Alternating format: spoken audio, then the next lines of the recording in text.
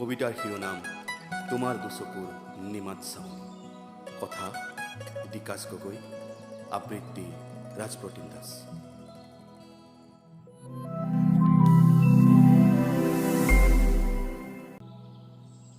তোমাৰ দুচকুৰ ৰামধেনু ভাজ, হাঁহিৰ ফাকেৰে নিগৰি আহে এটি অস্ফুট বিদ্যালাজ।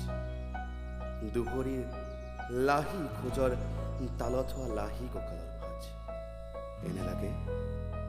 এনে লাগে যেন তাতেই ৰচি দিওঁ মোৰ সপোন হেজাৰ। চঞ্চল মলয়া ছাতিয়ে যেন উৰুৱাই লৈ যাব খোজে তোমাৰ বাও চকুৰ উৰণি হোৱা সেই চুলিকেইডালি।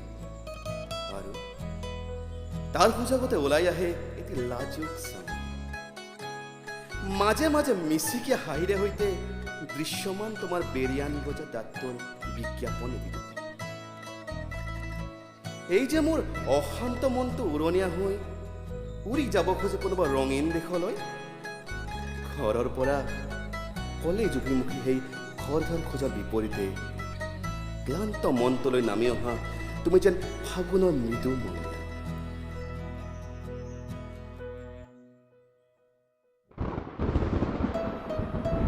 তোমাৰ উপস্থিতিত যেন বাৰে মনৰ লৰা ধপৰা।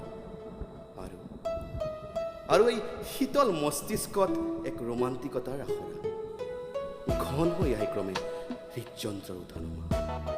দাদা ৰখাব বুলি তুমি কোৱা কথাষাৰে যেন মোক হঠাতে নিদ্ৰামগ্নৰ পৰা যেন জগাই দিলে। তোমাৰ সৌন্দৰ্যৰ গণনাত ব্যস্ত থাকোঁতে গমেই নাপালো কেতিয়ানো পালোহি মোৰ লক্ষ্যস্থান। স্বপ্নৰ গণ্ডিৰ পৰা মুক্ত নৌ হওঁতেই ভিৰৰ মাজত তুমিও হৈ গলাচোন অন্তৰ্ধান। যা হোক, মনে মনে সৃষ্টিকৰ্তাক ধন্যবাদ জনাওঁ। তেওঁৰ কি অপৰূপ সৃষ্টি, ইমান মনোৰম, ইমান কৌতূহল। কাহানিও কৰা নাছিলোঁ এনে কোনো। হয়তো এয়াই প্ৰীতিৰ বিস্ময়ক পথ, হয়তো এয়াই প্ৰীতিৰ বিস্ময়ক পথ।